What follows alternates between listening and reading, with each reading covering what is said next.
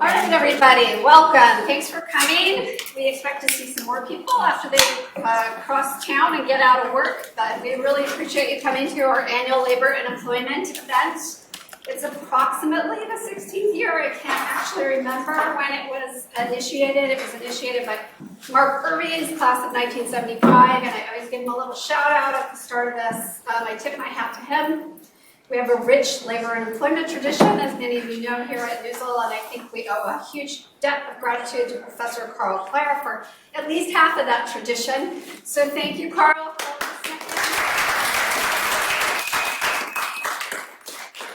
I'd like to welcome all our speakers tonight. We're excited to have you and to learn from you tonight. Special thanks to Jocelyn Jones, Michael Bertoncini, the Honorable Gwynne Wilcox. She's a true trailblazer at the NLRB. She's the first Black woman to serve on the board since its inception in 1935, and I always like to shout out those firsts. James Weliky, Laurie Alexander-Krom, and Seth Harris with the Burns Center for Social Innovation. He also runs a blog called Power at Work, which you guys might have picked up something at the registration desk. You can view all their bios by clicking on the QR code, which will be up in a little bit. And you can check through that on the screen. I'd also really like to thank our planning committee, Bryan Decker, everybody raise your hand, Michelle De Oliveira, thank you, Jeff Drutler, thanks so much, Jackie Kugel, and Stephen Linsky. If everyone could give them a big round of applause. They spend a lot of their volunteer time on this event, and we're really grateful. I'd also like to thank Julianne Griffin and Liam Grennan, a current NUSL student who helped make this event happen. If we could give Julianne a round of applause. Lastly, tonight we would not be here without our two sponsors, so special shout out to Jackie Kugel and Morgan Brown and Joy, and Josh Nadro and Fisher Phillips. We're very grateful for both of those firms' support. Special round of applause for them. Not seeing Jackie. Jackie, are you here? She was going to come up. She's on the way. Okay. So I just wanted to thank them. I'm now going to turn it over to Bryan Decker, who will moderate our first panel. Thank you.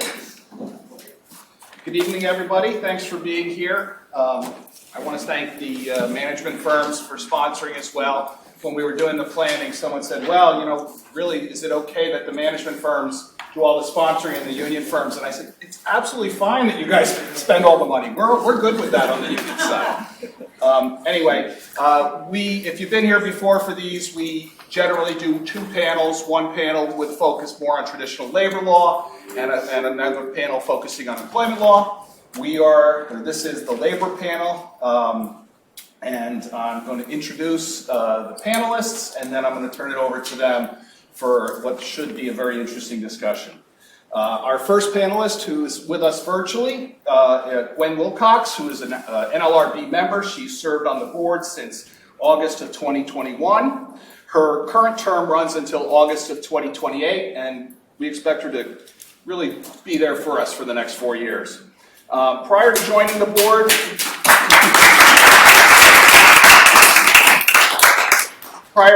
board, Member Wilcox was a senior partner at Levy Ratner, a New York City union-side labor and employment firm, and I believe a co-op employer. While there, she served as Associate General Counsel of 1199 SEIU and as a labor representative for the New York City Office of Collective Bargaining. Prior to being in private practice, she worked as a field attorney for the board in Manhattan. Member Wilcox is a graduate of Rutgers University School of Law, but tonight we're going to consider her an honorary Northeasterner, and we thank her very, very much for being with us tonight. Next, we've got representing the union side of the table, Jocelyn Jones is here. Jocelyn's a 1998 NUSL, I've never heard that term before, but I'm going to start using it, a 1998 NUSL grad, and she is currently a partner at Segal, Roitman & Coleman, the largest union side firm here in Boston.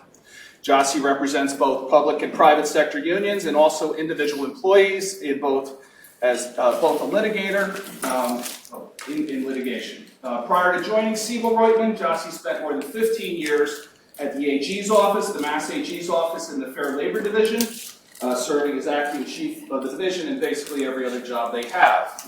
While at the AG's office, Jossie did everything from prosecuting employee misclassification cases to advising the legislature and state and federal agencies on fair labor practices.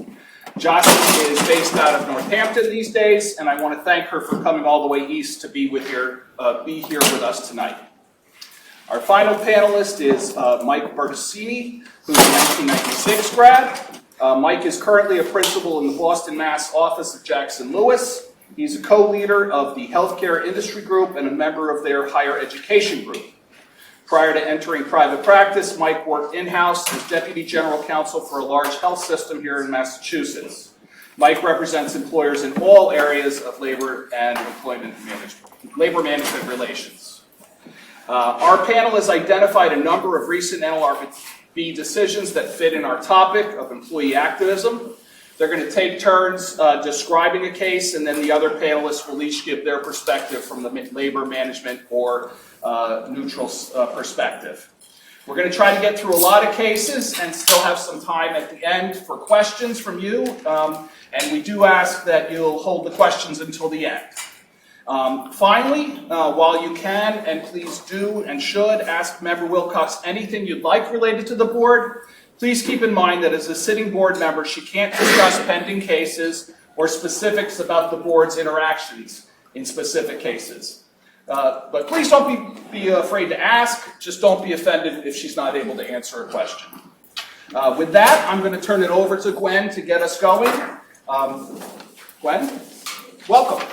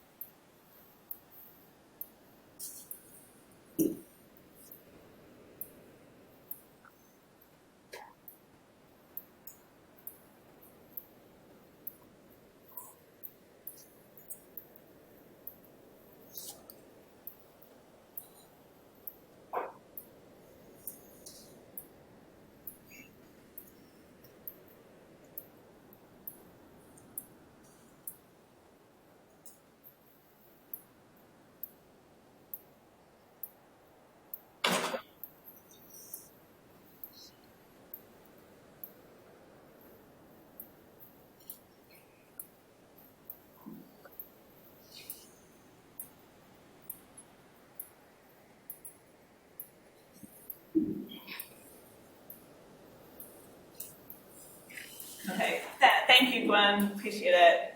And thank you, everyone who helped put this together. Meow, Jeff, Brian. Really nice to meet Michael for the first time, and Gwen I've known for a number of years based on ULA meetings.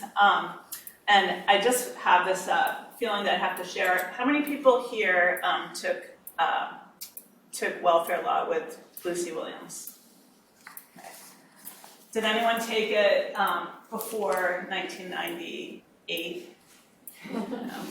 So as we're here talking about a number of really extraordinary cases that have expanded employees' rights and protections, and that the great work that the board's been doing over the past years, it just sits with me, this like feeling of deja vu, like learning all these new cases or learning parts of the law, and then a month later they're completely obsolete.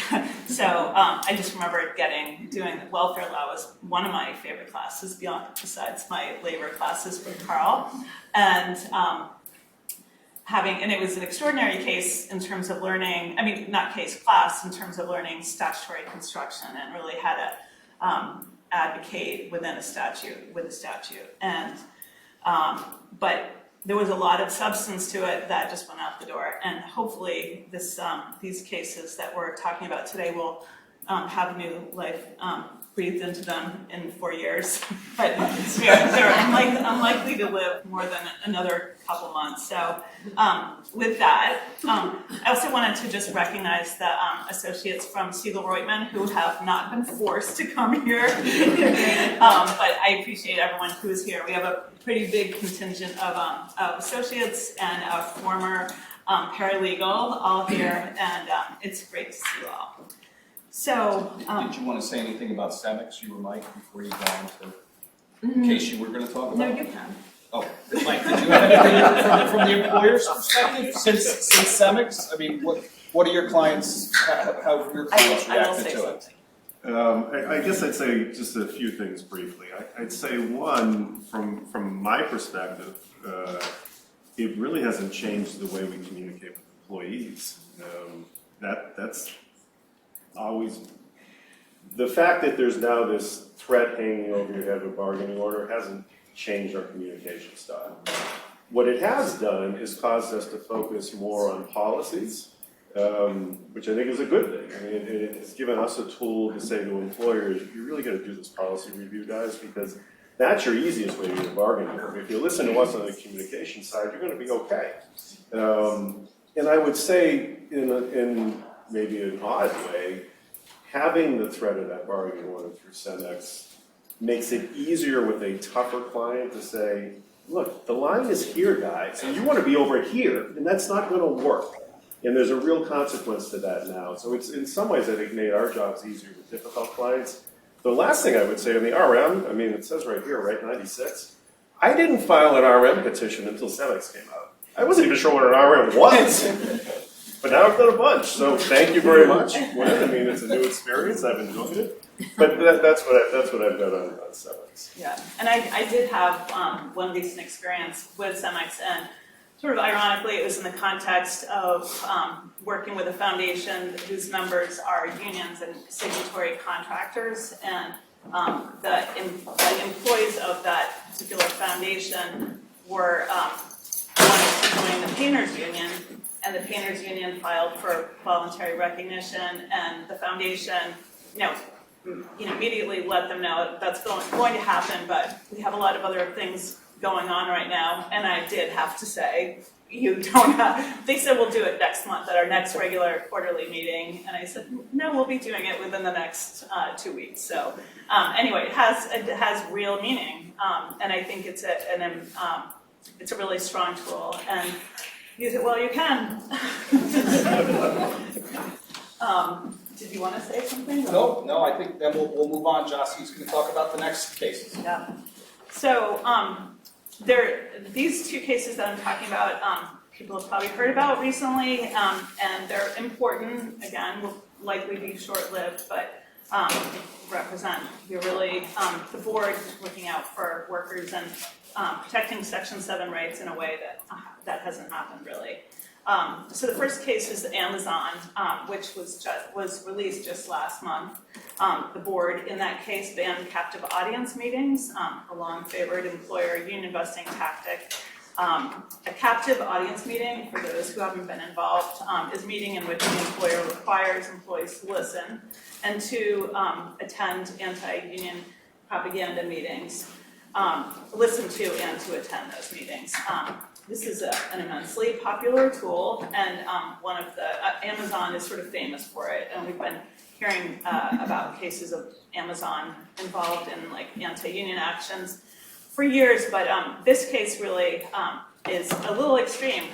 In this case, Amazon was holding captive audience meetings every 45 minutes from 9 a.m. to, from 9 a.m. to 7 p.m. From 9 a.m. to 7 p.m. and from 7 p.m. to 4 a.m. 6 days a week. So managers would personally notify employees that they were being scheduled, that they were scheduled to attend, and escorted them to these meetings. They actually took the employees' IDs and scanned them to digitally record their attendance. And in this case, in the case of Amazon, the board overturned 75-year-long precedent. It overturned Babcock and Wilcox Company, 77 NLRB 577, 1948. That case allowed captive audience meetings. In overturning Babcock, the board held that a captive audience meeting is, quote, an extraordinary exercise and demonstration of employer power over employees in a context where the act envisions that employees will be free from such domination. We thus prohibit captive audience meetings. While this decision preserves the right of employers to non-coercively express their views about unionization, it does bar employers from forcing workers into meetings in which an employer will do so. Captive audience meetings are coercive in the board's mind, according to this case, because first, they inhibit employees' Section 7 rights not to participate in a debate surrounding unionization by forcing them to listen to an employer's anti-union message. They also allow employers to observe and surveil employees' reactions to anti-union speeches in order to identify and target union supporters. The case also identifies that captive audience meetings force employees to attend and listen to speeches. The employer's ability to force employees to attend and listen to speeches highlights the employee's, quote, economic power over its employees and reasonably tends to interfere with to inhibit them from acting freely in exercising their Section 7 rights. In this case, the board did stress that, and very clearly, that employers may still hold meetings to express their views on unionization under certain strict limits. And if an employer wishes to hold these meetings, it must tell employees ahead of time first that the employer intends to express its views about unionization at the meeting. Second, that employees will not be subject to discipline of any sort, any adverse action or consequences for failing to attend the meetings, and that the employer will not keep records of attendance at the meetings. So this is a huge departure from the world of captive audience meetings that we've been reading about for years, since 1948, and will be interesting how this moves forward. The second case also involves the captive audience meeting concepts, and this is the case of Starbucks. Citation is 373 NLRB number 135. Starbucks represents the principle that employers are no longer allowed to say unionizing will impact the relationship between will negatively impact the relationship between individuals and management. In this case, again, which will have a short lifespan, the board overturned TriCast, which was a case from 1985, which categorically allowed employers to make statements concerning the impact that unionization may have on the relationship between individual employees and the employer. These statements were often took the form of an employer telling workers that unionizing will sever the workers' direct access and relationship with the employer, or make that relationship an acrimonious one. By overturning, excuse me, by overturning the bypass, the board will end the special protection that, or has ended the special protection that employers' predictions about how unionizing will impact the employer-employee relationship had enjoyed.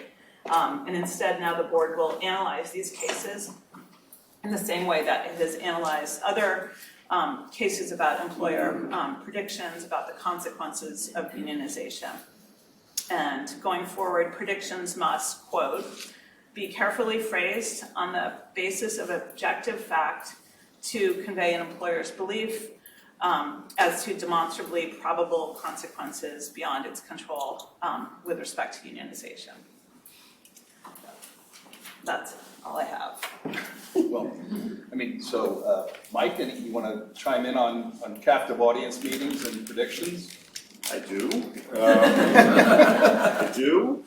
Unlike CEMEX, this is a big change. That said, I think as labor practitioners on both sides of the aisle here, I think what we should be asking ourselves is how relevant are these tools available to management? How relevant are they today to today's workplace? I mean, look, captive audience meetings, sure. Yeah, I would like to have an employee sitting down and listening to our side of the story, in large part, by the way, because every union organizer worth their salt is saying to an employee, don't listen to the employer. So frankly, that is the most effective way for us to get someone to listen, all right? That said, I'm not convinced they're a terribly effective tool in many of the work environments which I predominantly practice. Now, are they in a Starbucks or in an Amazon warehouse? Maybe. I mean, I would say we tend to use more of those in more sort of hourly worker positions. I don't think they're terribly effective in a faculty organizing campaign. I don't think they're effective at all in a faculty organizing campaign. The concept of your relationship with your manager is going to change as being a negative. I don't know, go ask your friends who work. I mean, how many people think they have a great relationship with their manager today? I'm not sure, like that's an argument I've never been all that wild about anyway, okay? Now, I've always been careful in how I made that argument anywhere, how I made that pitch to employees, but I feel, particularly with the more mobile workforce, meaning generations who are willing now to move from employer to employer to employer, I'm not sure they value that relationship with their manager. And in many instances, the relationship with the manager is the reason they're unionizing anyway, right? It's not a revolt against the CEO or a bad corporate entity, it's a revolt against the frontline manager. So yes, it changes, but I think we need to look sort of in a bigger picture sort of way at the American workplace today. Now, the other thing I found interesting, because you guys made me read a lot of cases like a law student. I mean, I've read these all. I hadn't read Spike until you mentioned it.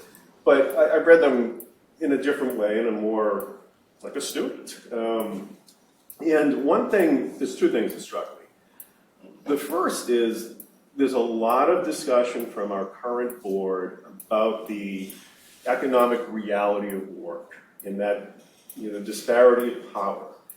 And I buy that, I completely buy that. But I do wonder, again, with the more mobile workforce, how much does that matter? I mean, today's American worker votes with their feet. They don't know what's going on at work, they go somewhere else. Now, look, if unemployment is low, that's harder. But if unemployment is sort of normal, I'm not sure that today's worker is going to say, I'll just put up and shut up. I think they're more likely to say, I'm going to move on to a better place. Which in some ways makes me wonder, how much do we need to focus on that disparity? I'm not sure the answer to that. The last thing I'm going to say, and this is somewhat facetious, but I can't help it. So you quoted the 75 years, right? So what's good for the goose is good for the gander, right? So I couldn't help it, guys. So in McLaren-McComb, right, where the board says, we're going to overturn Baylor and IGT. They just got it wrong. What they say, the majority argues Baylor and IGT majority ignore well-established precedent concerning the waiver of employee rights, which includes a backdrop of nearly a century of settled law. So, we're gonna talk about, we got a 75 years of tradition, we're throwing out the door.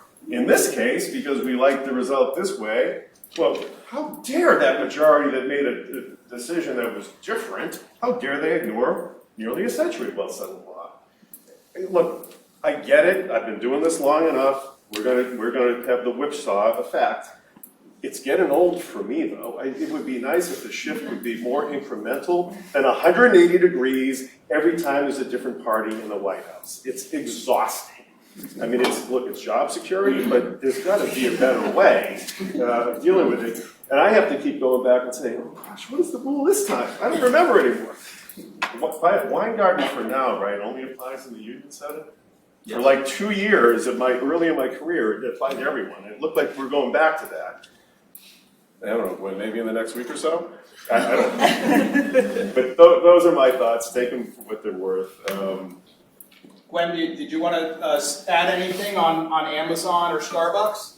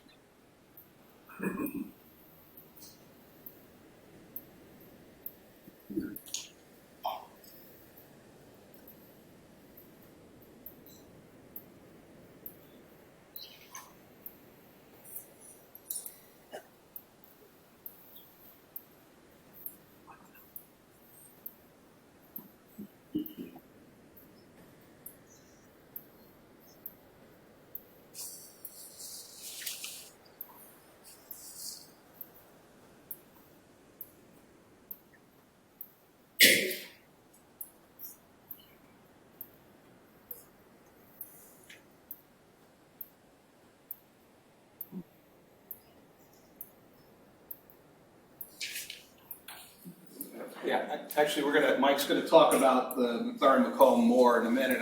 Before we close out on the captive audience, I do think it's pretty exciting to have, a change in the law after 75 years, 35 for me, whatever it is for you.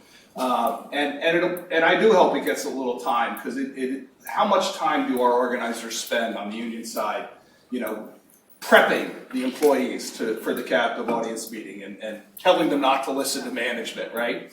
And now we're going to have to, and how's the employer going to get them to the meetings now? We're going to have come into the meeting and there just happens to be a buffet, right? Or at Amazon, if you come to the meeting, you can use the restroom, right? But so it'll be interesting and it'll be exciting. Hopefully the case lasts for a while and we do get to see what it's like in a campaign with a little less built-in coercion from the employer side. I just wanted to sort of follow up a little bit on both what Michael and Gwen was saying in terms of that impact. And I do think what Michael was saying about people moving and just quitting jobs like all the time is something that happens with this newer generation in a certain way compared to sort of how we grew up, where you like try to find a really good job and you stay there. And in different, I'm exaggerating because I'm not that old, but things were different in a class way, because I do a lot of work in the building trades and they don't have offices per se, they're out on the job site. The captive audience meetings take place next to bulldozers or whatever, but they happen all the time in the building trades arena. And those workers have,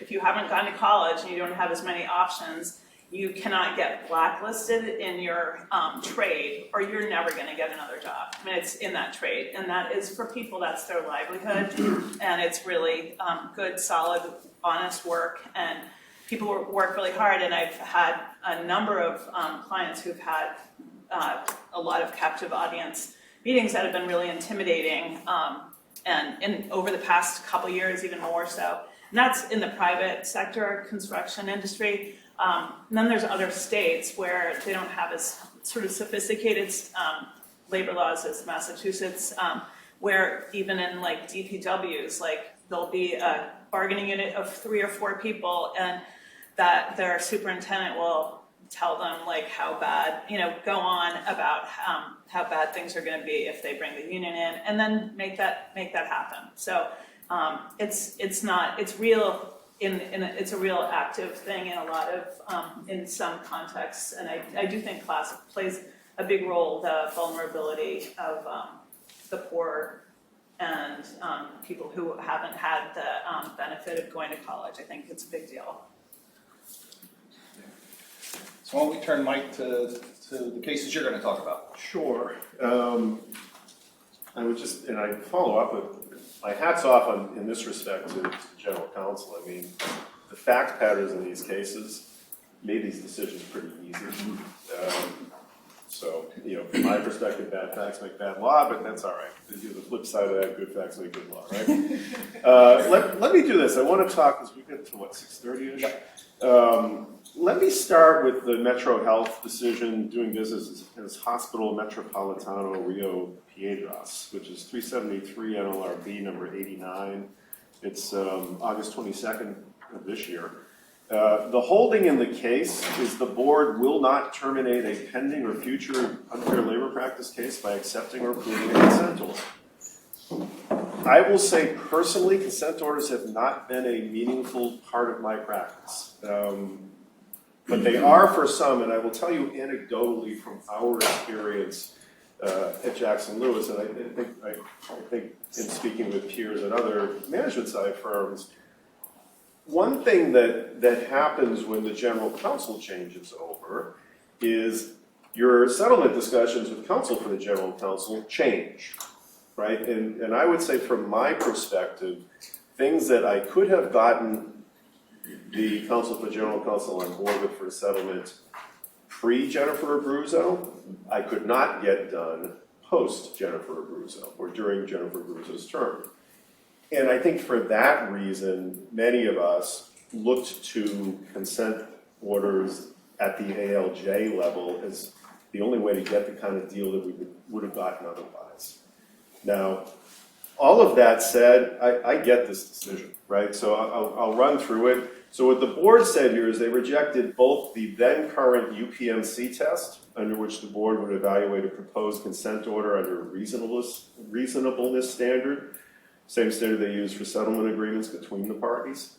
And they also rejected the former standard under Postal Service, under which a consent order may not be approved unless it provides a full remedy for the alleged ULPs. Let me step back a second. Consent order, it's the ALJ saying, okay, respondent, your solution works, over the objection of the general counsel and the charging party.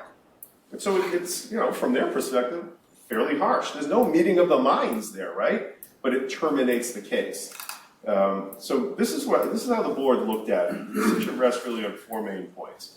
Number 1, the board's rules and regs, specifically, if anyone wants to look at it, section 102.35A7. Okay, told you, I read the cases. That section authorizes the board's ALJs to hold conferences for the settlement or simplification of the issues by consent of the parties, but not to adjust cases. Okay? The board's view is consent orders are ALJs adjusting cases. Frankly, makes sense to me. The second basis, approving consent orders creates administrative challenges and inefficiencies.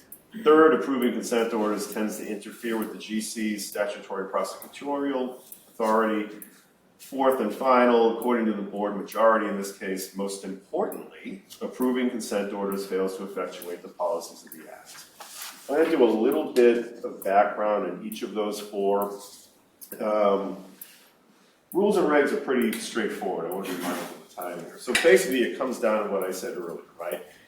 The consent order is essentially adjusting the case that's outside the authority of the ALJ, and the board for that matter. The administrative challenges, I found sort of an interesting analysis. So in determining whether a given consent order provides a full remedy for the alleged violations, that can present difficult issues that may not have a ready answer to a particular case, right? And so at the very least, determining when it's necessary to fully remedy particular violations requires a complete understanding of the nature, severity, extent of the alleged violations. So resolving those remedial issues before the ULP has been fully litigated may represent a significant expenditure of the board's resources. I get that too. So you're going to spend all this time trying to figure out, is a consent decree or order rather even appropriate here. Then, because a consent order is not a settlement agreement, there's no overriding reason for the board to take on that administrative burden rather than let the case go ahead and be litigated. Right? It doesn't foster the purposes of the Act. Prosecutorial authority, that's the GC's, right? Under Section 3D of the Act, the GC has the final authority on behalf of the board over the investigation of charges and issuance of ULPs, complaints, and in respect of the prosecution of such complaints before the board. It's her decision to make.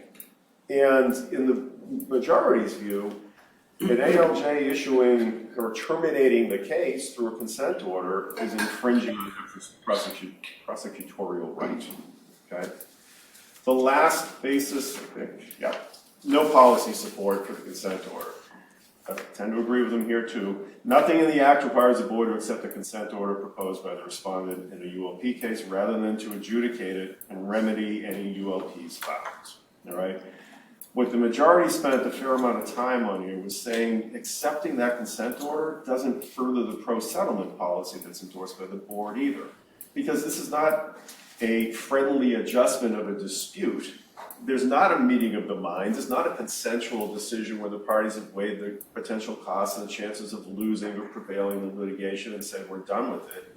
Rather, it's the respondent saying, I'm done with it, and getting the ALJ to agree, right? So essentially, there's no public policy under the Act that supports an outcome like that.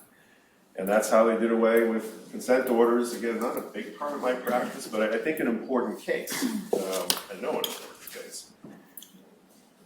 Do you want me to do McLaren or do you want me to do the stay or pay? Because I don't think I can do both.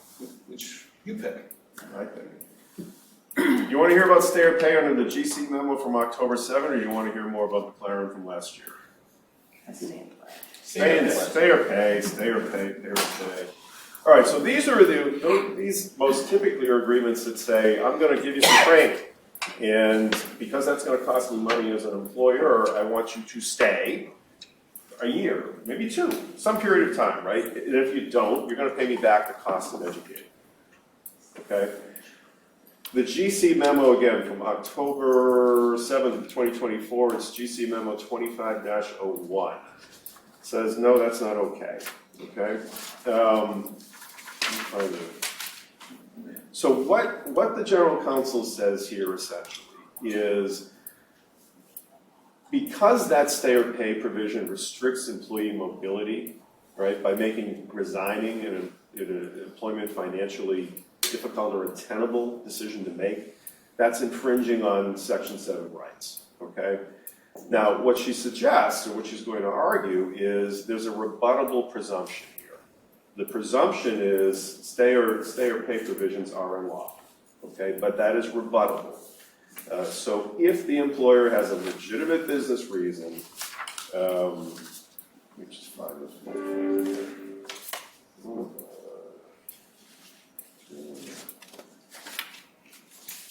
I never write this stuff out, and that's why I'm stumbling. I better all right, so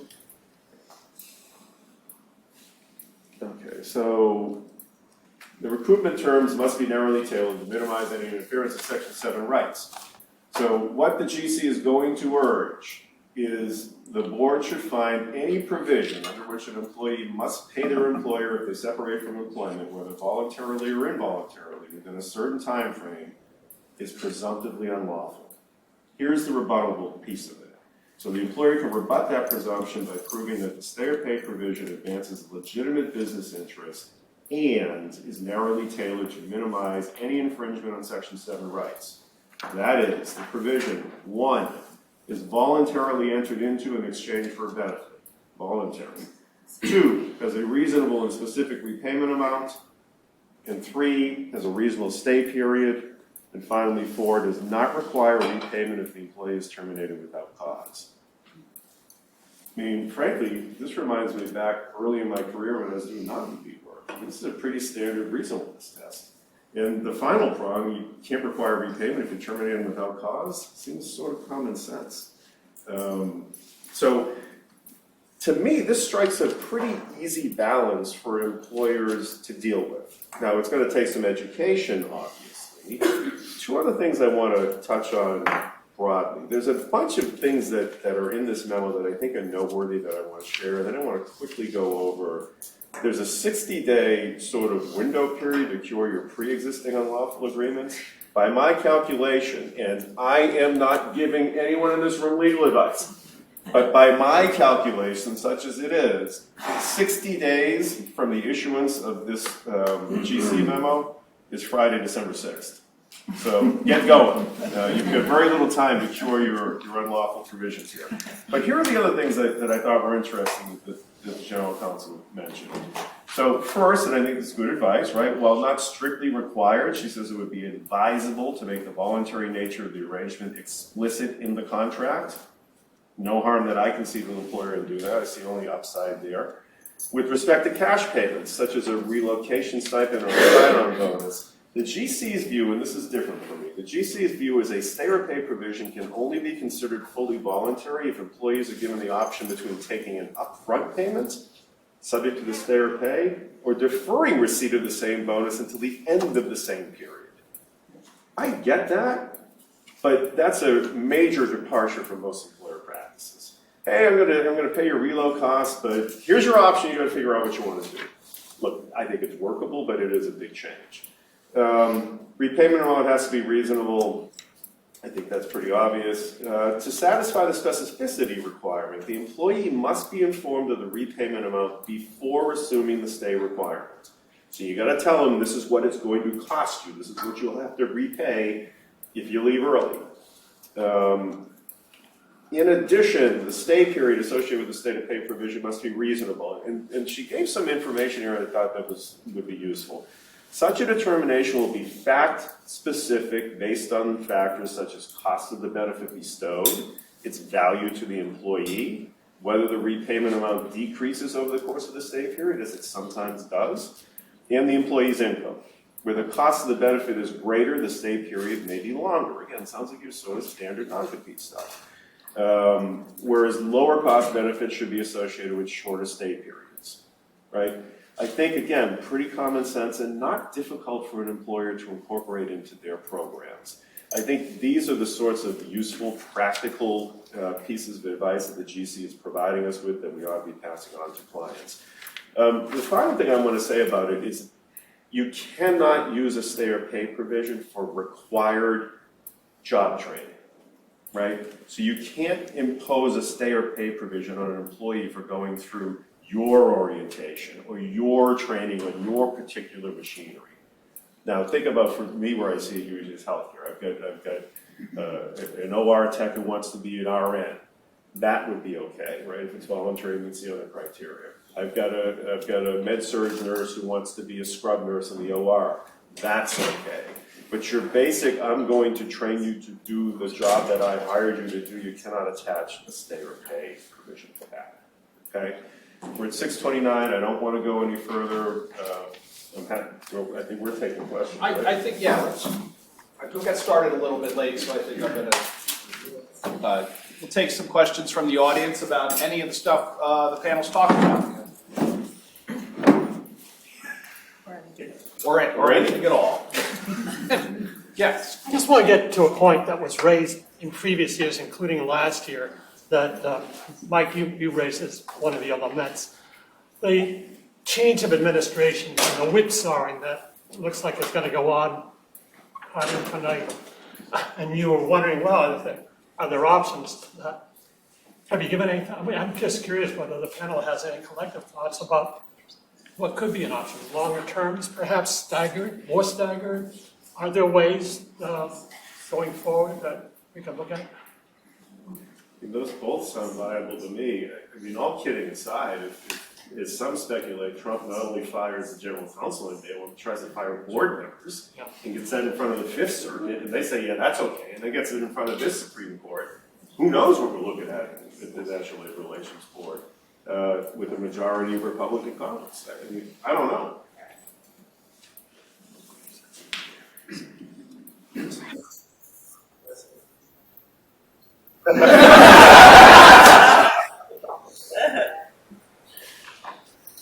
What about the constitutionality, claims against the board? Exactly.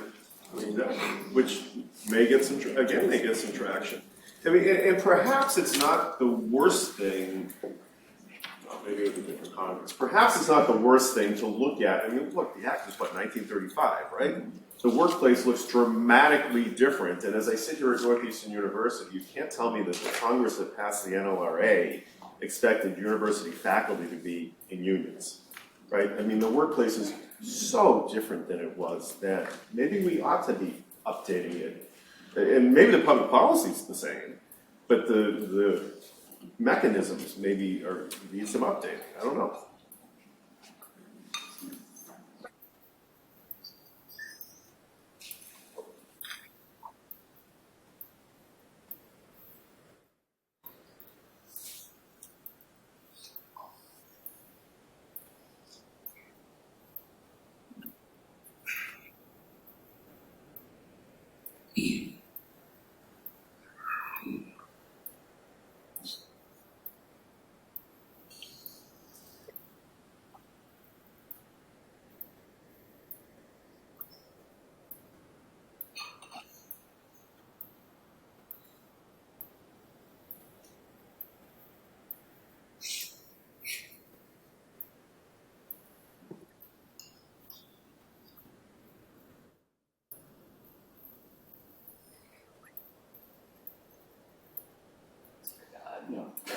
And there's certainly been a lot of discussion about the constitutionality on the union side and in the listservs that we have, and One thing that was pointed out recently that I found somewhat comforting was that the NLRA does have a severability clause, and even if there is no board, there are still Section 7 rights, and maybe we'll get to go to federal court a lot more to enforce them. And let's see how the employers, be careful what you ask for in terms of all of a sudden litigating everything in federal district court as opposed to an administrative agency.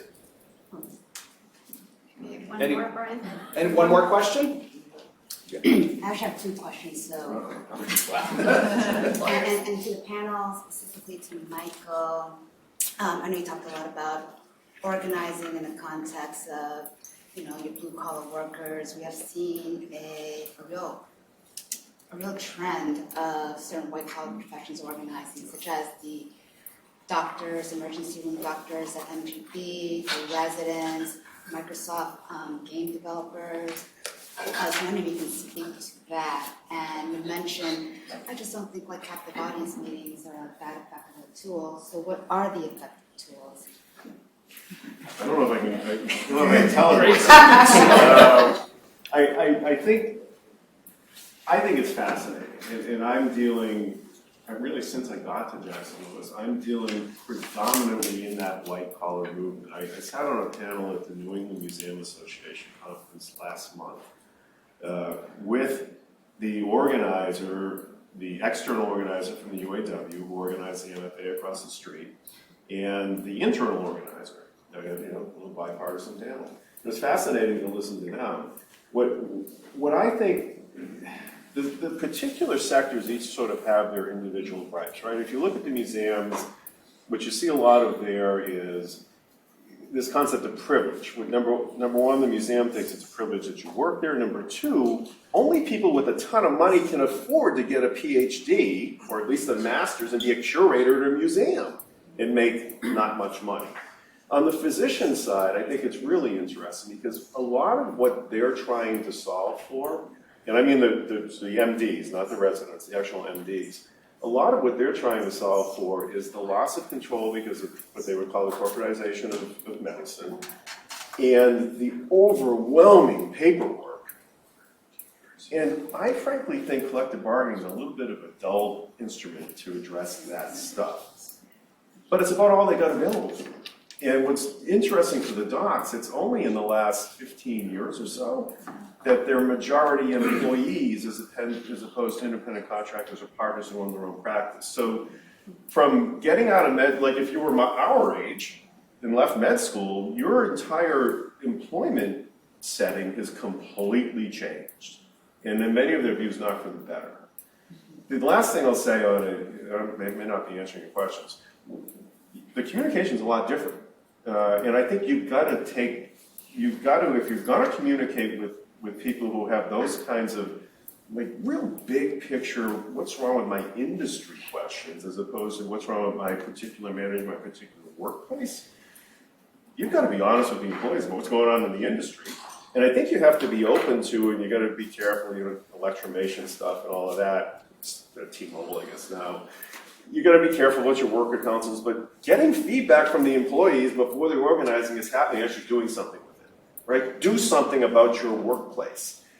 The last piece I would say as we look around, again, we're saying at Northeastern, if I go anywhere around Boston, right, I'm going to find unionized resident assistants, graduate students, staff, adjunct faculty, full-time non-tenure track faculty, and in a few schools, even tenured faculty.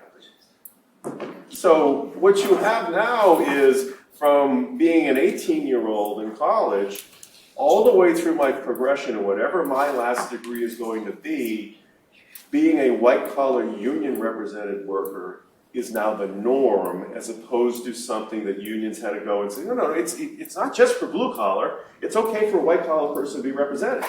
I think that is where we're going to see an enormous sea change and probably will take me through retirement. That's what I think. Yeah, we just adding to that, our Segal Roitman associates are unionized. I think we had the first executed collective bargaining agreement in the country. Is that right, Ryan? Yes. The president of the Organization of Workplace Lawyers, Ryan Quinn. But it's definitely happening across the country, even in our industry, and I mean, I think it's for the better in all ways, and I'm sure it's it's going to be continuing to shock people, and it again, it's like a big class issue, but yeah, it's a trend, and we'll expect it to continue. And I don't think that goes away with the Trump majority board. I agree. I think that genie's out of the bottle. I mean, part of it, I think the generation, the millennial generation, has seen sort of the worst of the workplaces in a way, and just said, I don't want this. And instead of having to leave their jobs, they're empowering themselves to make changes in their workplace. They want to be invested in their workplaces, and because of social media, I think there's a much better understanding of what unions can do and bring to employees in their workplace, no matter what level of employment or education, which I think is an exciting change. I don't know, Bryan, do you want to? I'm just going to say I want to point out that the associates at Segal Roitman organized even though they don't hate their supervisor. So it's not always the reason. I want to thank the panel very much. I especially want to thank Gwynne. Thank you so much for being with us. Yes. I want to note that I think this is maybe the fourth year at least that we've had a board member or the general counsel with us for this. And so, here at Northeastern Law, we certainly support and are very appreciative of the fact that the board is willing to take the time, board members are willing to take the time to join us, because your participation is obviously incredibly meaningful to us. So thank you very much to the panel.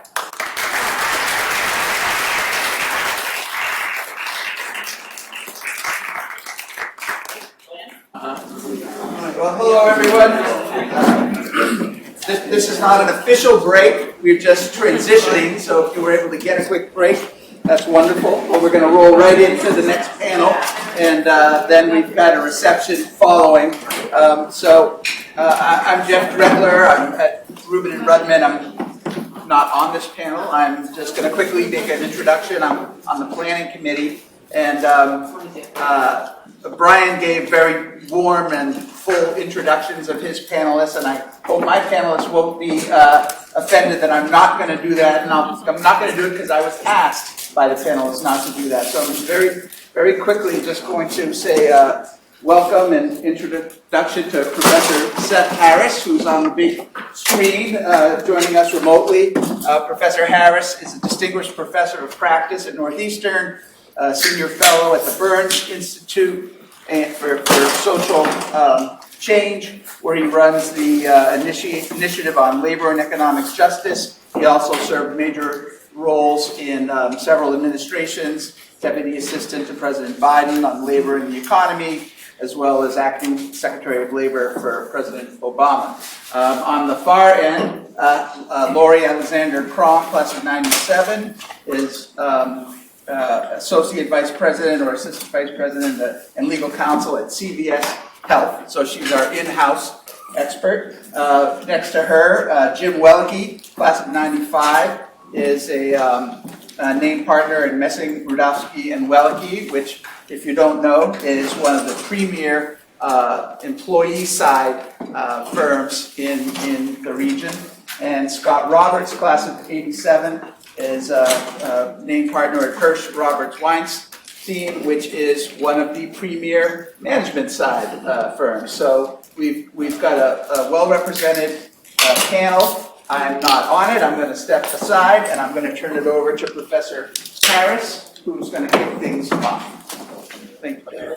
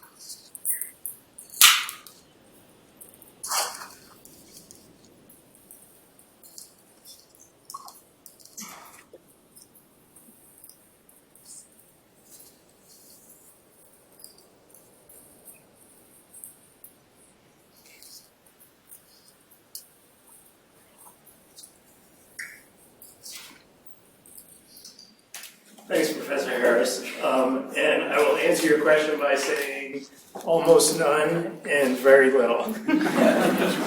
Next question.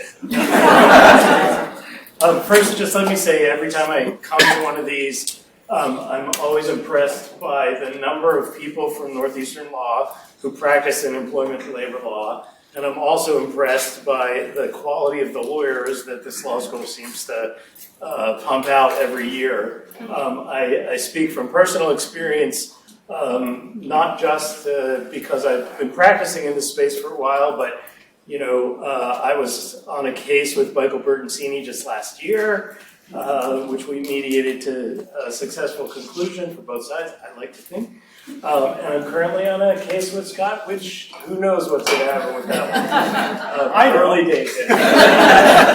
But we're going to successfully conclude that one as well. We will. In plaintiff's favor. Moving on.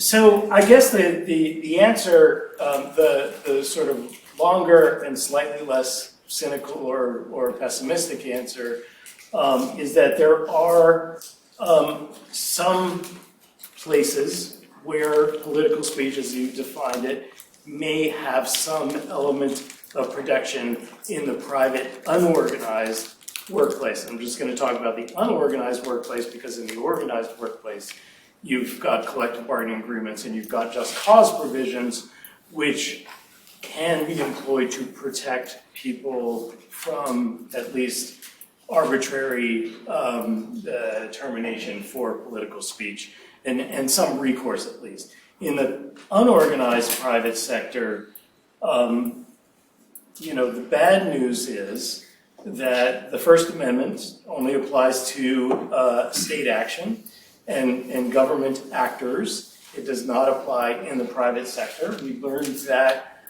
there's the example from early in the last previous president's term. There's a famous picture of a woman on a bicycle flipping off the former president's motorcade, and she was terminated. She brought a claim for wrongful termination, which was dismissed because she was employed by a private employer, and the court said there is no free speech protection in that arena.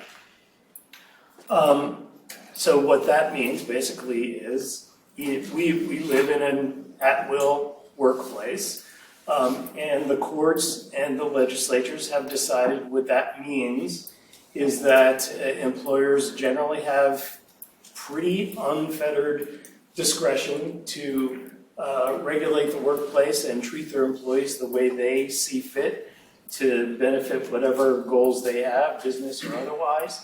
and that is only subject to constraints that have been specifically carved out by statute to protect them within those particular areas that the statute covers. There is no statute that protects freedom of speech in the private, unorganized workplace. There are statutes that do constrain employer discretion, the discrimination laws, laws against wage theft, Section 7 of the National Labor Relations Act. But generally speaking, at-will employment means that you don't have rights to free speech. So the exceptions that we're going to see and have seen are to the extent that you can make out some nexus or connection between the statutes that have been enacted, like the anti-discrimination laws, and the workplace. So we have in Massachusetts, in the First Circuit in 2022 and then 2024 in related cases, we have the Whole Foods cases where a bunch of employees, black and white, were wearing masks that expressed solidarity with the Black Lives Matter movement, and Whole Foods decided, notwithstanding that up until that point, they had tolerated masks with pictures of SpongeBob SquarePants on it and other slogans, including slogans in solidarity with LGBTQ plus individuals, that it was now going to enforce its mask policy to ban masks that had any association with the Black Lives Matter movement. And a bunch of people protested that, employees protested that. They were terminated, and they argued that their termination was both discrimination under Title VII on the basis of race and retaliation for opposing practices made illegal by the discrimination laws. And in those cases, the First Circuit actually did say, although one of the plaintiffs had their claims dismissed, either on a motion to dismiss or summary judgment, for reasons we don't have to get into in detail, thank goodness. But the court did say that to the extent that employees are advocating either as employees who have suffered discrimination or who are advocating for or on behalf or along with employees who have suffered discrimination, that can be discrimination in and of itself on a theory that for African Americans who are protesting discrimination in their workplace as well in society and as at large, that's protected speech.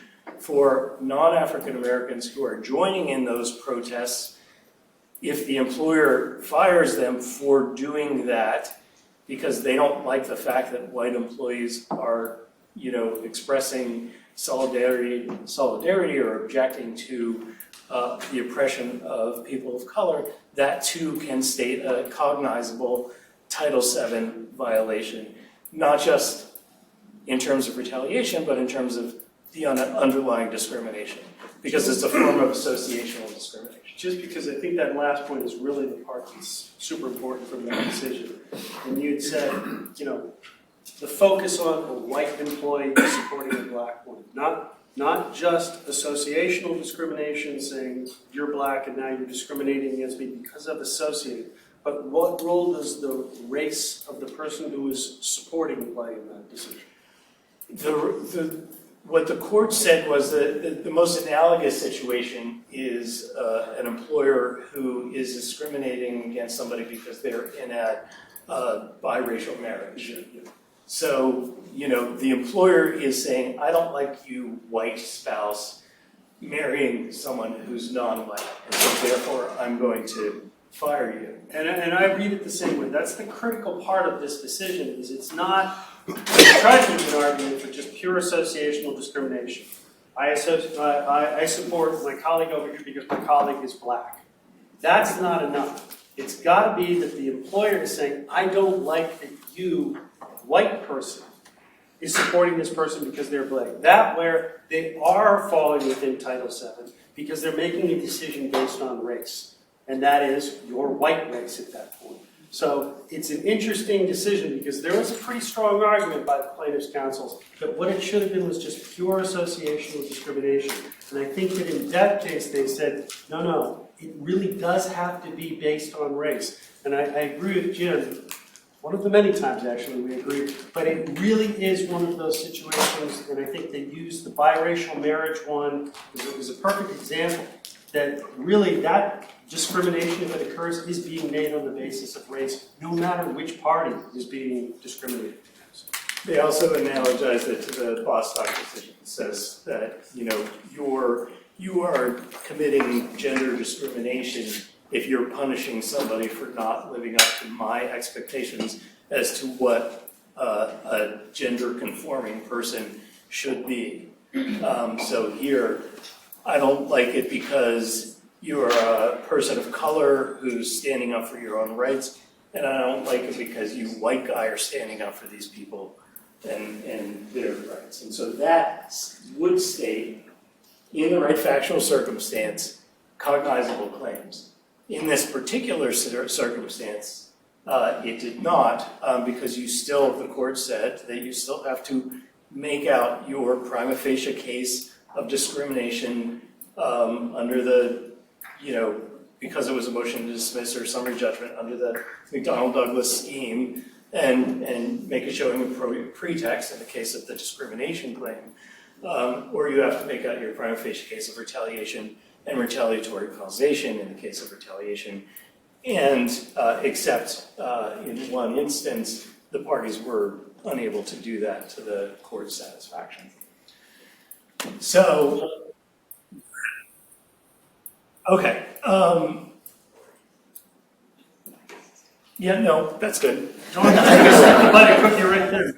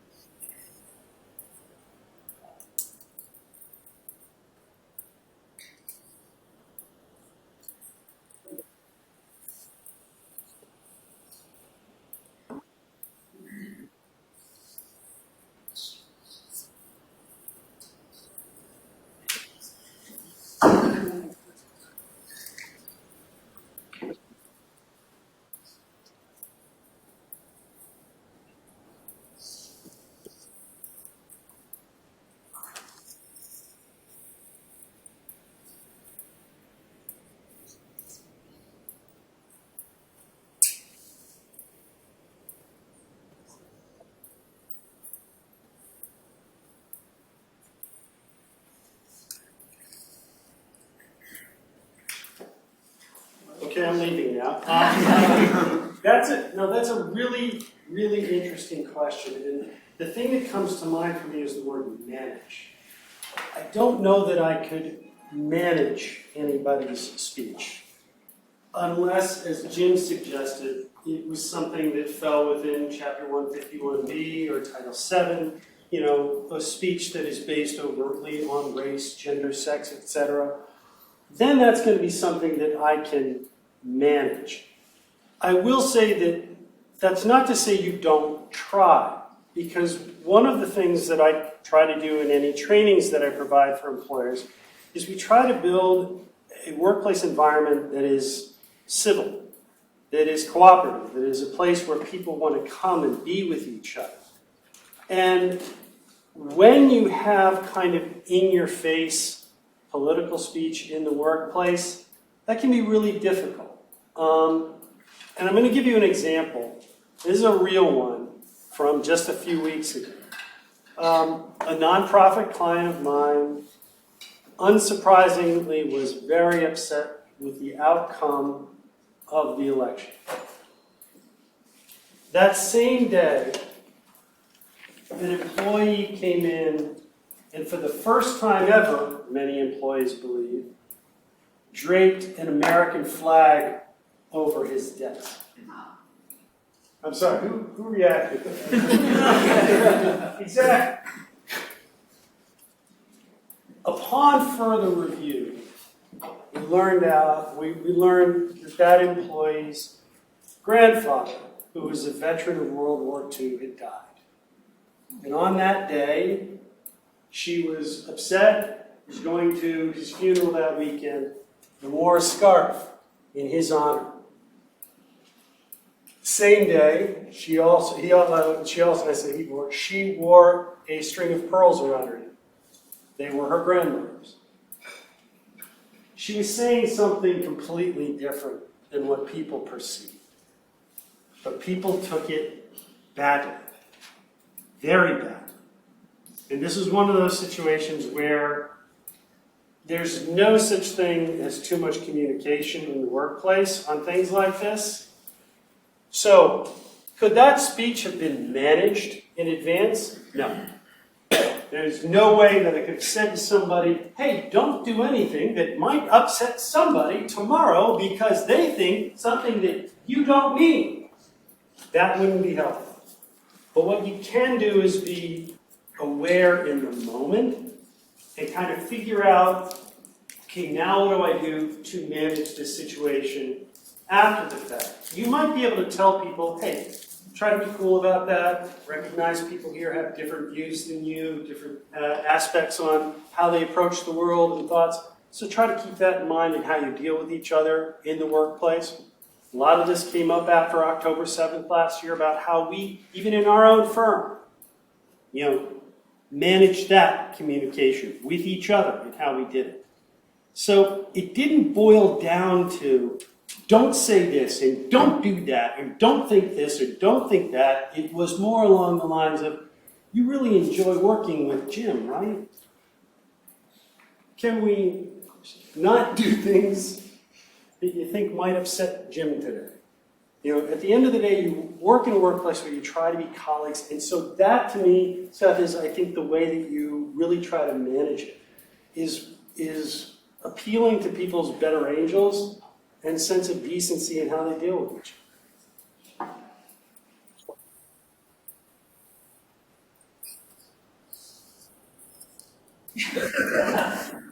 That one was hard.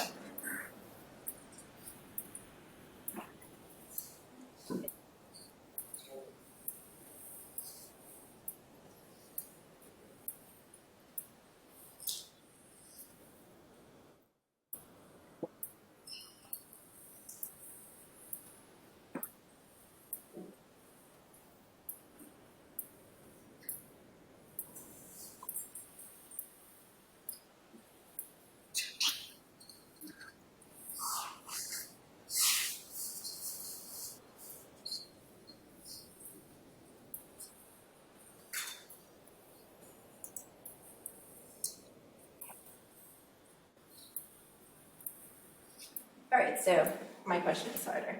It is. So in terms of navigating something like that, the primary driver for navigating that would be to try and create an inclusive and safe work environment for all employees. And CVS Health is massive. We have 300,000 employees. We are demographically diverse, we are geographically diverse, we're economically diverse, we are educationally diverse. So we have a full spectrum of diversity in our workplace. So it comes down to one word, culture. Culture is how you create a safe and inclusive environment for your workers. And culture is driven by our DEI efforts, our diversity, equity, inclusion efforts, our policies, and also the laws that apply to us. In terms of our DEI efforts, I'm sure you guys are all aware it's become a lot harder as a corporation. There's a lot of anti-DEI forces out there. He who shall not be named that we Steve Miller. Actually, I guess the upside is he's probably not going to be bothering corporations anymore because he may be in the Trump administration. God help us. But in terms of, and you probably have heard a lot of companies who have given in to these pressures. Most recently, there's Lowe's. Most recently was Walmart. I'm happy to say CVS has not given into it. A lot of employers, in order to continue DEI efforts and not have a target on their backs, have opened up their DEI efforts. And now it's diversity, equity, inclusion, and belonging for all, looking at the full spectrum of diversity, including white, cisgender, heterosexual males. There are also employee resource groups that can create a feeling of inclusion in the workplace. We have many of these at CVS. These are groups, these are affinity groups, where there are colleagues who have a shared interest, a shared identity. They come together, they have events, they meet periodically. We open ours up to allies. So we have a Pride CRG, we have a Faith CRG, we have a Black colleague resource group, and it's open to all. And we do have allies that attend. It's a great place for people to congregate, to learn about one another, and to come together. In addition to employee resource groups and in addition to our DEI efforts, the other piece of this is our policies. It's the policies and the laws that apply to us. So CVS, we're a federal contractor, so we have laws, Title VII, the ADA, we have OCCP regulations, we have VEBRA, Section 504. These are laws and that apply to us that help us navigate this and create a safe space for our colleagues. And then finally, we have our policies. And we have our policy, the standard ones, the policies against discrimination, policies against harassment, sexual harassment, workplace harassment, social media policy. We also, and I'm proud to say that CVS has a policy for transgender employees who are transitioning in the workplace. And we also have our ADA policy, reasonable accommodation policy, pregnancy and lactation accommodation policy. And we have similar policies that also protect our patients and our customers in terms of being treated fairly and with respect in our stores. So you pull all this together and you hope as an employer that you're creating a good culture, a strong culture, where you have employees who feel that they're included and they feel safe. And that's how we navigate these types of situations, where we hope that there is an exchange of thoughts and ideas, but we also have guardrails in order to keep everyone safe.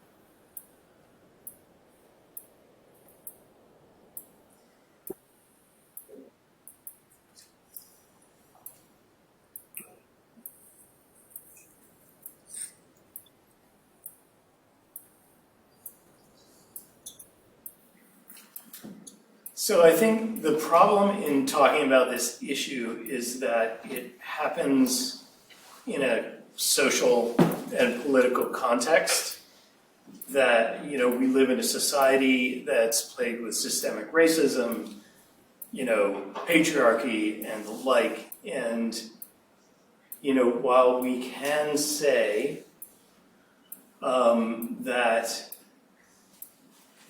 everyone should be able to express their opinions, albeit politely perhaps, there are some opinions that carry a harmful or a poisonous weight that other opinions don't.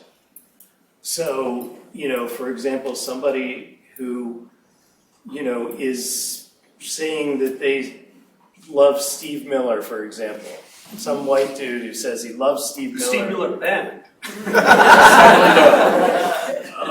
And puts a big poster of Steve Miller up in their cubicle. That might be, that's going to be, I would say, for anybody who knows who this person is, using the word person. We all did go to Northeastern. You're in a safe space. And Oberlin before that, so it gets worse. But that act has a freight and a weight, and can carry with it a malice that some other act is not. And so somebody who has experienced their life as the person who's not the heterosexual white male cisgender person may feel that is creating a hostile work environment. And so they, may actually, in that case, in that context, in particular case, may have more rights than the person who's putting up the Steve Miller poster, assuming it's the non-musician Steve Miller. Maybe not, depending on your opinion of Steve Miller. But so the answer to your question is it depends on I think it depends on who's speaking, and and in what context, and the language that they're using. So it could be that the same speech made by one person creates liability for the company under the harassment scheme, whereas the speech by somebody who's the member of the ruling class, it will not. So and they arguably will have less rights because the employer, I think, would be within their rights to say, that's offensive and you're creating a hostile work environment and you have to take it down. And it wouldn't be infringing on, any protected rights under the discrimination laws if they were to do that. So that's my first take. Yes.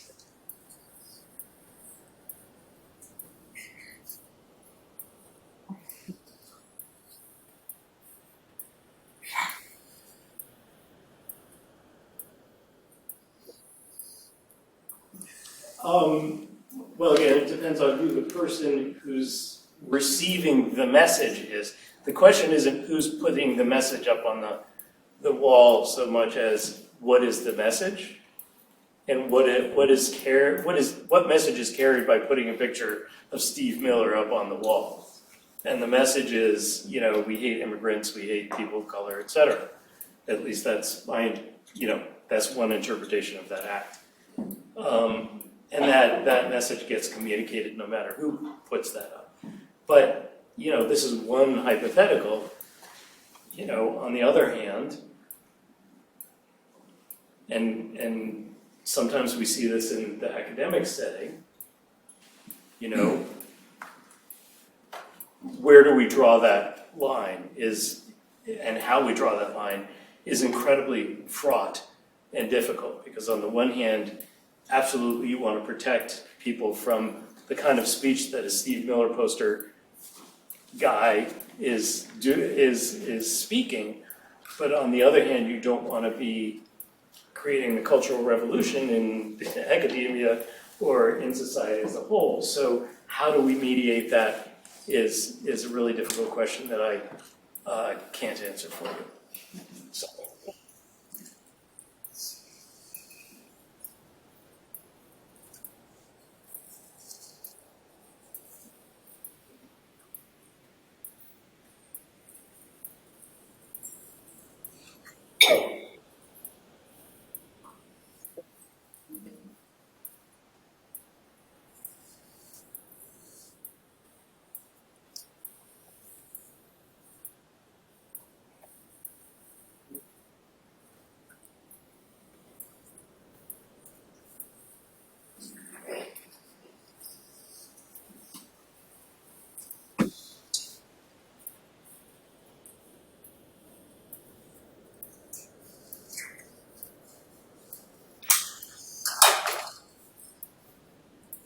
So in navigating those situations, I'm going to be a little bit repetitive, but we go back to our policies, our well-balanced policies. We go back to the laws that apply to us, and I'll give you an example. So we are a health care company.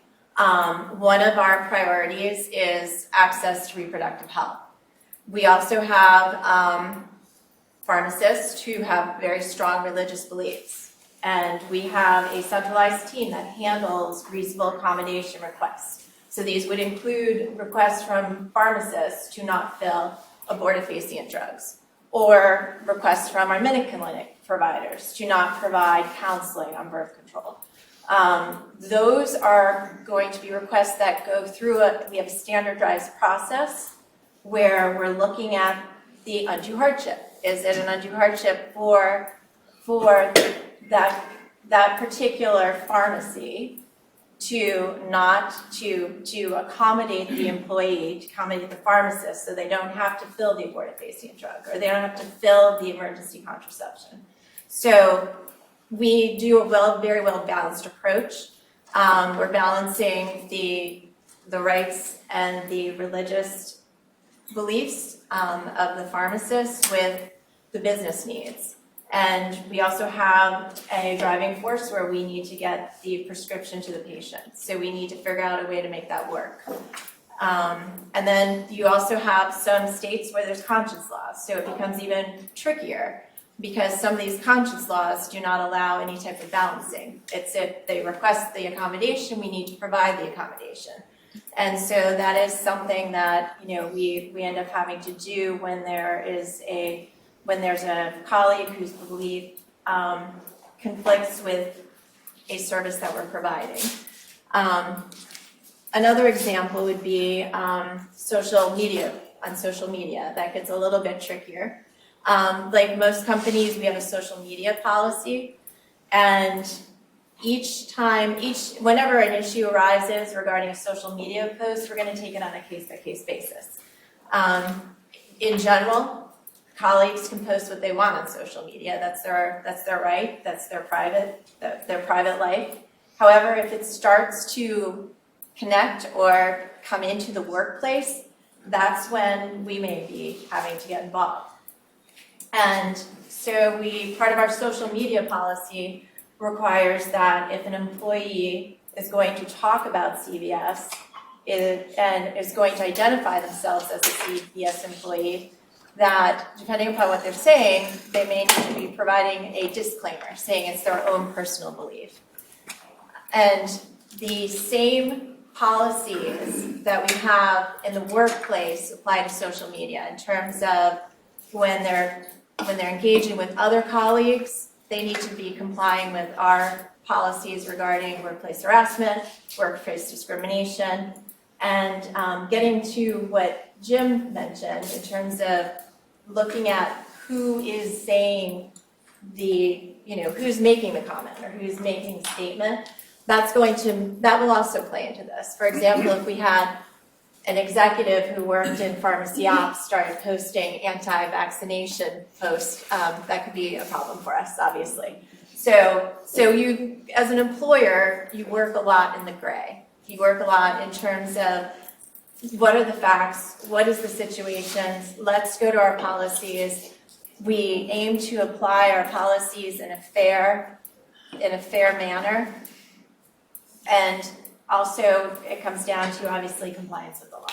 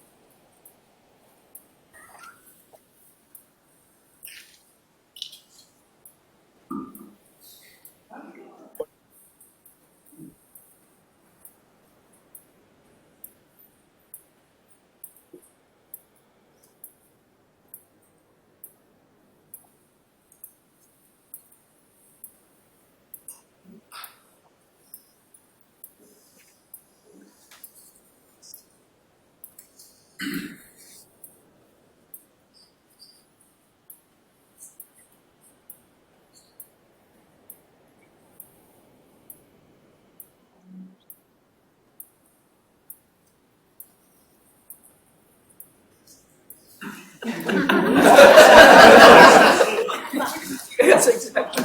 3 paragraphs. All right, for those of you who are planning on leaving, just answer yours now. We're going to be here for a few hours. That question is harder than the Thank you. They all apply, but most recently, I would say, since October 7th of 2023, there's been a significant overlay of Title VI. How colleges and universities have dealt with the protests on campus. For anyone who saw several college presidents poorly acquit themselves in front of Congress on how these things were handled, I was most concerned with how those presidents were prepped before they went in to speak to Congress, because some of them came off quite poorly. But the Office of Civil Rights has been very clear that this behavior, whether it is anti-Israel, anti-Palestine, pro-Israel, pro-Palestine, can implicate Title VI as discrimination based on national origin. OCR has also reached beyond what occurs on campus, which usually has to be more than just I am pro-Palestine or I am pro-Israel, but actually has to be something that is attacking someone else, really going after them. And the OCR has said, like, hey, some of you colleges and universities are very good at looking at what's going on campus. So if somebody is walking down, the quad and they get they get blood thrown on them, oh, we're very glad that you dealt with that. That's an easy one. It's simple. The OCR has also come out and told Lafayette University, hey, you guys kind of missed the ball in cyberspace, okay? People were doing bad things on private social media that were directed to particular people and that were harassing and that should have been, part and parcel of a response by you.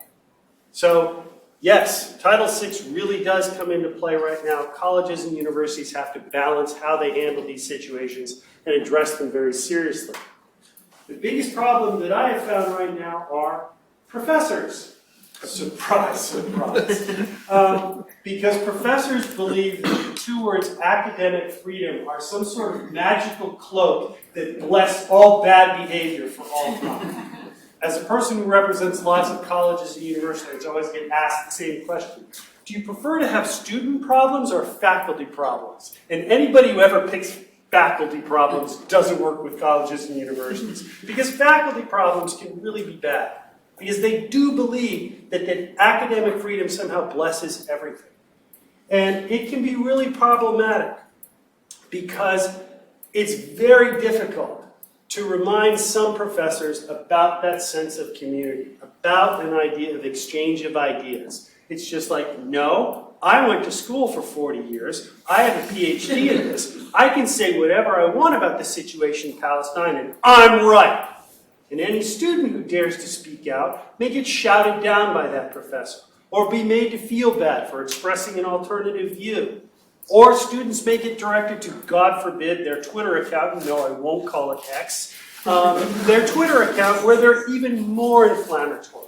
And it becomes very difficult if you have maybe a political science professor talking about this issue, and they actually are a scholar in the area of Israel and Palestine. That may be one thing. Maybe that's going to have some sort of, patina of real academic freedom. It drives me crazy when the biology professor is trying to do this and then starts shouting academic freedom as well, because that's not a compelling argument. It's simply not. And it really it tortures what academic freedom is, because that isn't what it is. So, yes, it is a problem. I mean, the way I saw it really come up was, over to you, Laurie, when we were trying in colleges and universities, particularly after the murder of George Floyd, to do real enhanced DEI efforts, to have people better understand these issues. And there was just those employees who just didn't like hearing that view because it made them feel bad for being what? Stomp foot. That was a bit much. But then again, I will also say that colleges and universities, in the efforts to try to do this well, didn't always do the best trainings. And they bumped around in the dark a little bit. And, I saw some colleges and universities do trainings where they would say to a group of people in a room, like, how many people like to do things on an individual basis as opposed to doing group projects? Somebody would say, I like doing things as an individual. Well, that's a sign of white supremacy. Not a great way to train people. Because that way, when you have somebody come back and say, you know what, I'm feeling pretty bad on that one, and I feel like you're discriminating against me because I am white, that's the kind of thing that people go, that actually sounds like a fair point. So those who are just discomfited by the idea you've been talking about these issues in academia, learning about them, I'll be honest, don't really care. I really don't. It is okay to have to listen to a viewpoint that is different from your own. But when somebody is made to feel bad or targeted during trainings because of their gender, their race, and life, that can be more problematic. So again, it's got to be something where colleges and universities are very careful about how they do this training. And again, their intentions were always so good. They were just really, really good.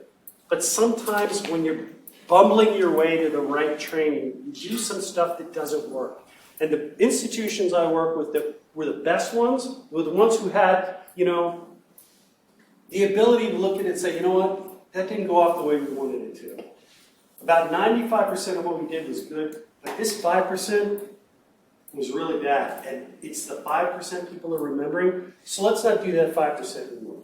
Let's get rid of those slides that said that. Let's not provide those particular materials. That works. So it's going to come back again to things that you said, culture, community, decency, balance, trying to figure these things out in a way that kind of embraces viewpoints, doesn't ostracize viewpoints and the like, doesn't make people feel bad and just because of who they are, or the color of their skin, or the gender, or the like, but to actually have a greater sense of understanding. That's what the academic process really ought to be. It ought to be the exchange of viewpoints and opinions. And anytime, a professor or the like, a student or the like, shouts down somebody, and God forbid, I remember it here back in 1987 at Northeastern Law School, there were opinions that were shouted down in class. And it did happen. Because we are notoriously on one end of the political spectrum, and that did happen. But I think it's a much more interesting class and a much more interesting conversation when you actually hear the opinions and then engage with it as opposed to shouting over. I think there are a couple that I agree with what you just said. I'm going to go home now. Shockingly.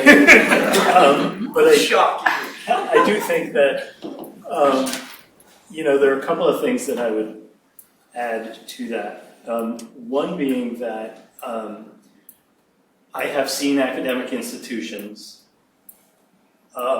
when they're embroiled in some dispute about this, forget that they have contractual obligations to their professors or to their employees that they can't just ignore because they're in a panic or because they're upset about accusations that are being hurled around. And so, yes, not everything is academic freedom, but just because you're upset with an employer or an academic who said something that people are upset about doesn't mean that you also ignore the fact that there's a grievance process, or there are tenure protections, or there's a union that you have to pay attention to in responding to and addressing that. So that's thing one.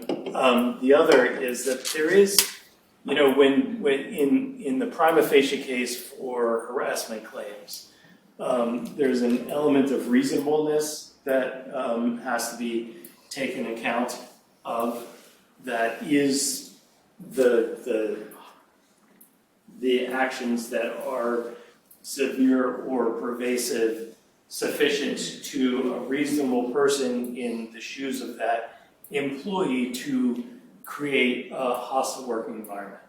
And I think that reasonableness standard could be looked to as a way to mediate some of these disputes. That, you know, and it's clearly it's what you're doing every day, apparently, in the work that you're doing is, you know, what is reasonable here? Is it reasonable, is it for somebody in this position to feel harassed by the Steve Miller poster? Or is it not? And it's one guidepost that you can look to try to figure out how to handle this in a way that's not going to result in liability and that's not going to further injure the people who've already been injured. Now I do agree with Jim. Particularly on that piece about, you know, the professor who says something bad that makes its way onto the front page of the New York Times and Boston Globe, and so there's an uproar, he needs to be fired, he needs to be stripped of tenure, all these bad things need to happen. You know, don't do that. I mean, slow your roll on stuff like that, and you're right. There are going to be, you know, rights under the collective bargaining, rights as a tenured professor, and just approach it in a measured way, as we would with any other employment dispute. I mean, I get calls all the time at 4 o'clock on a Friday afternoon, like, somebody's angered me today and we're going to fire them by 5. I'm like, no, you're not. We're not doing that today, because you've got to give me a personnel file, and I've got to get this, and we've got to try to figure out why are you firing this person, you know? You have to, you know, take things in steps, and it's the same thing here, you know, where, yes, things may inflame in the moment, but that doesn't mean you chuck your processes out the window. And it said on the Title IX piece, I mean, if something now falls within Title IX since August of 2020 under the Trump first Trump Title IX regulations, there's a whole process that you need to go through with a live hearing and everything else, and that's going to apply, you know, in faculty disputes, student-faculty disputes, et cetera, et cetera. So there's a panoply of rights that are now out there that you cannot just simply ignore. If something is going to fall within Title IX, it's going to come with a bunch of procedural protections, and the efforts to try to change those protections in the Biden administration are probably going to evaporate in about a month and a half. It'll take a little. Yeah, it'll take a little longer than Just a little bit. but yeah, there is the administrative proceedings there. But yes. Well, executive orders.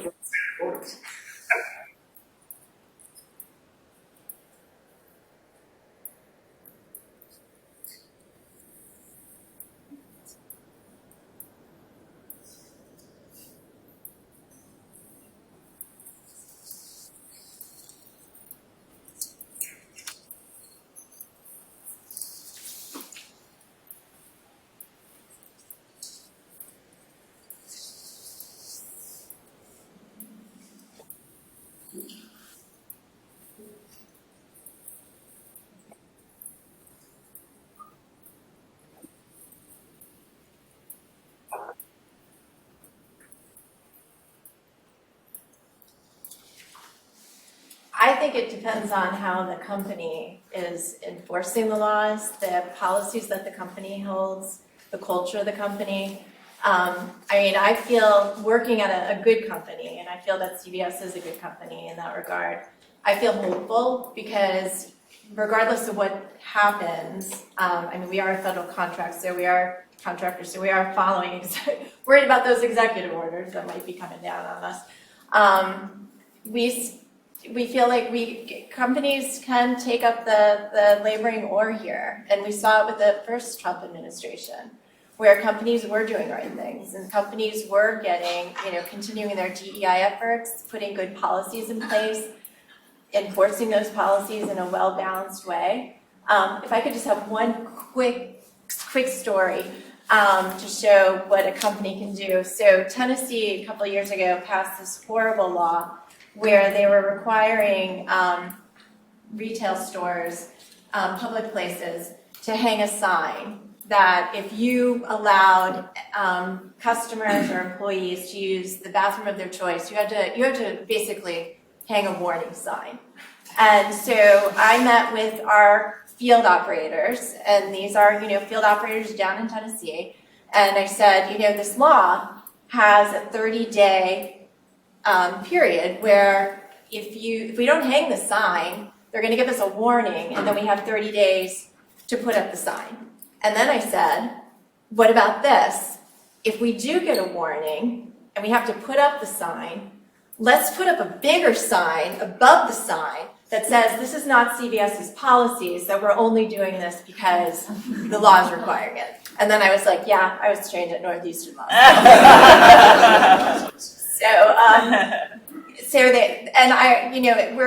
I was really happily surprised because the field leaders were like, yeah, let's do that. That's great. Luckily, the law got enjoined and it never really went into effect. But it was at that moment where I'm like, you know what, I'm at the right place. I'm working at the right place here. So I do think corporations can really step up and companies can do the right thing here, especially if the administration makes it difficult. I'd be 33. First of all, I tip my hat to you. That is wonderful. I am neither optimistic nor pessimistic about the impact of the law, because I think that creative people like you just described are going to find a way around those laws that would cause one to be pessimistic or a doomsayer. I think it is really about the people who are in particular workplaces, that it's going to be up to them to influence them. I sat on a panel about a year ago asking about whether or not I would tell my clients to cease DEI efforts given what was happening with the affirmative action decision and might they try to reach into the private workplace and the like. And I told my clients, you know what, just keep doing what you do. That's what you've decided works for your company, keep doing what you do. We're going to fight it, we'll fight it. But I'm not going to let law dictate a sense of decency or rightness. It's just simply not going to be in place. Those laws will get overturned, like those get enjoined. No, just work with decent people.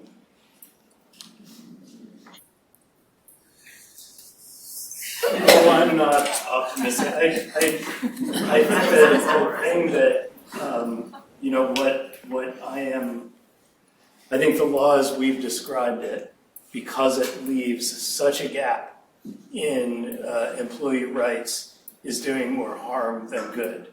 Because when you have at-will employment like we do, and relatively unfettered discretion like employers have, that allows for a lot of subjectivity, a lot of randomness, a lot of many different ways in which discrimination and bias and other evils can creep into the decision-making process. I would much rather see, a lot of these problems would be solved, a lot of these dilemmas and nuances would be solved if we had a universal just cause standard, we had a process like social democracies in Europe, for example, that mediate this process of termination and provide for severance and the like. We don't have any of that. So I'm not optimistic about that. I think, if the NLRA goes away, we in Massachusetts might be a little better because that means that we can, have Massachusetts labor law apply to all Massachusetts employees.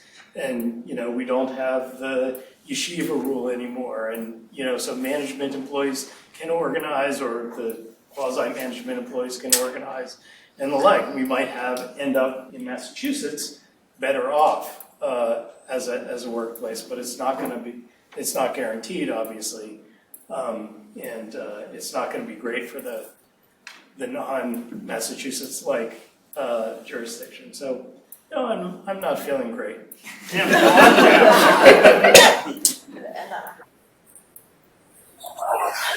think so. I'm with Laurie. Before we close, I know it's late, but do we have time for a couple of questions? We didn't have any on this panel. All questions stand between you, food, and wine. Any burning questions? I do have a question, but I don't want to. Damn it! Sorry! Asking for a friend, seriously, who works at this workplace it's a nonprofit but not a university, where about, I guess, maybe a year-ish or so ago, it's a workplace where generally, like, politics are okay to discuss. Politics are kind of part of the work that they do. And one, put in a policy that specifically the Israeli-Palestinian conflict was not to be discussed at work. And two, there were these posters that were had been up at the workplace for a very long time. They, I think, they're very recognizable of a woman in a hijab that I believe is an American flag from the beginning of the first Trump administration. And those posters had been up in the workplace with like other similar posters, and somebody said, you know, we don't want those posters up unless we can put a Star of David on them. And so, like, just things like that, I'm just wondering, like, one, like, is that rule okay to say that you can't discuss this particular political issue in the workplace? And, like, what should they have done? Okay?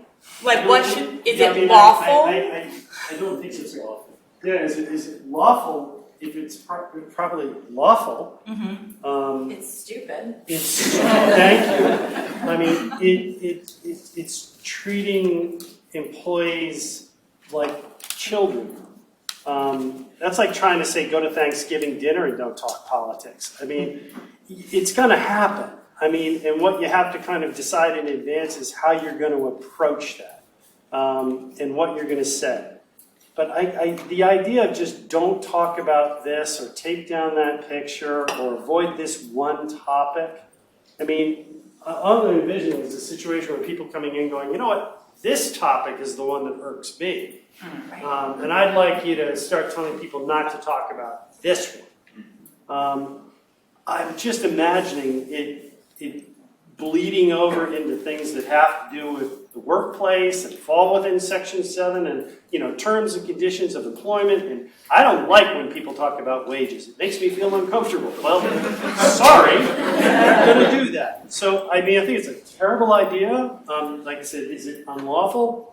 I don't know. It would depend on more of the situation as to whether or not particular people are being targeted, ostracized, and the like. But to remove a topic of conversation is juvenile. Well, So.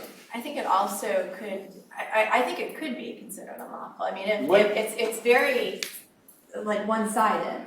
So you have, and you could make an argument that it could have a disparate impact or create a hostile feeling environment. I don't understand why this employer would just go with, it's not well balanced. It's not a well balanced policy. Well, this particular issue too, I mean, it's hard to separate politics from religion and ethnicity and nationality. So you're going to, exactly. Okay, I think there is an argument that could be said that it's creating a hostile work environment. It seems like an effort at faux balance, you know, like, oh, you can't talk about it at all. I mean, but inevitably that's the kind of thing in practice, it could come down on one side or the other. And that would, I agree with Laura, create the problem now. But I still just don't like the idea. Yes. I just had a question about, like, we opened talking about non-union labor and speech rights. About a year ago, I worked at Legal Aid, which is unionized in New York City. The union had a vote also on Israel-Palestine. That was injunctioned by members that did not want the vote to go through, so the union had a statement that they were going to put out. That was eventually done away with. The vote went through. It passed 2-1. The heads of the union were then called before Virginia Fox and the Committee on Education and the Workforce because of what the statement said. And then expulsion was started against the people who tried to stop the vote, and that started a lawsuit against the heads of the union as well. I know this is like a huge mess to bring up at the end, but working there, it had a huge chilling effect on speech, especially the being brought up before Congress. And I'm curious as to what particular provision the union can have. I mean, those are ongoing cases, and how much worse it's going to get for everybody I used to work with. I'm going to stare at Jim Weliky until he answers. I'm going to stare at the labor lawyers. Yeah, that's true. Yeah. Yeah, are they still here? Yeah. There's some labor lawyers still in the front and the back. I can't really answer that. I don't know how much worse it's going to get. I don't think it was great for the union to try to expel members who, tried to stop that vote. But if that's really what happened, who knows? But, and it's also not great that they got hauled in front of Congress. But I don't know where this stuff is going to go. It's probably not a good place, I guess.